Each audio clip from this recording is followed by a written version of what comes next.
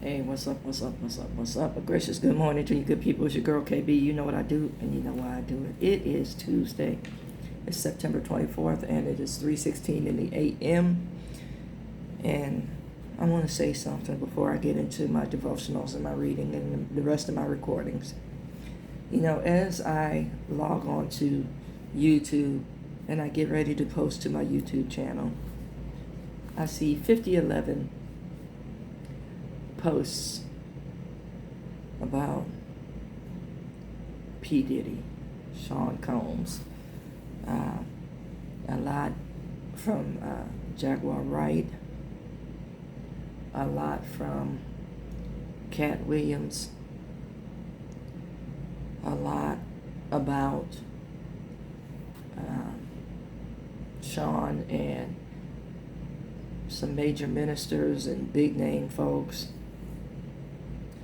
And I need to say this, and I know some of you guys are going to be upset with me, but I'm going to spout a Christian principle, and I'm going to let the chips fall where they may. Now, the folks that are doing all the talking, let me say this. If you had all this information and you did and said nothing, you were accomplices. Now, I know Jaguar's been talking for a minute and without fear of repercussion, but YouTube was our only forum. And I know when somebody has big money and big lawyers, there's that intimidation factor. I fully understand this. But I need to say, have any of you been called as witnesses? Were any of you contacted by the authorities? You need to say that, or are you still just talking? Now, the Christian principle is we need to get together,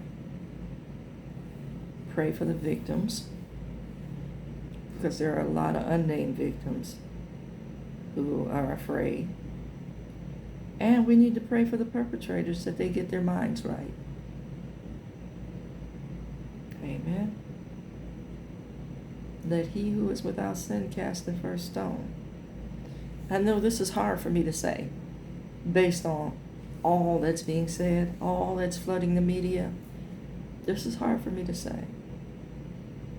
But this is definitely the principle that we need to practice. We all sin and fall short of the glory. Some on a grander scale. But sin is sin. You know, if we have new levels, we have new devils. But bottom line, we're still encountering the devil. Amen. And, you know, we need to look at what we're preaching and teaching as far as holiness. You keep hearing me talk about a standard. What is your standard of measure?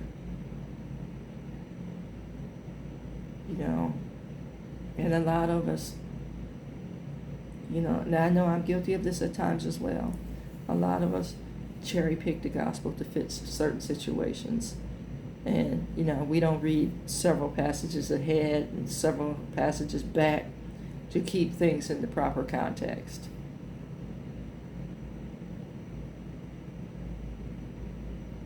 Come on, y'all. Let's do what's right. And let's do what's righteous. Amen. Some of us are walking around with generational, notice the word I'm using, generational poverty. And by poverty, I mean we need to correct some stuff that we've written off, we've dismissed as somebody else's problem, when we inflicted the pain. And we've made no attempts to apologize. We made no attempts to clean up. We made no attempts to restore. We made no attempts to even acknowledge that we've done stuff. That accountability. And we dismiss it as, I responded because you did X, Y, Z. That childish response. And, I'm going to say, you responded because an individual did X, Y, Z, but you failed to look at WWJD. What would Jesus do? Amen. It's time to get real. It's time to get right. And it's time to do what's right. However hard that may be for you.